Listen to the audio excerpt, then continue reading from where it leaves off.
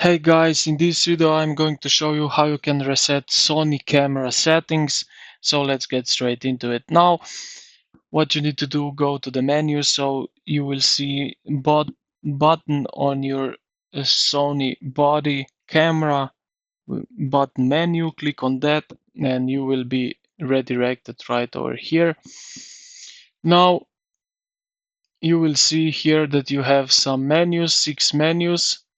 So we need to get to this setup, and this reset Sony camera settings is in the 7th page of this menu, the last one. And yeah, if you want to reset, just click setting reset and you will reset your Sony camera. So I hope this video helped you out. If it did, consider to like the video and subscribe to the channel. Thank you for watching, and I will see you in the next one.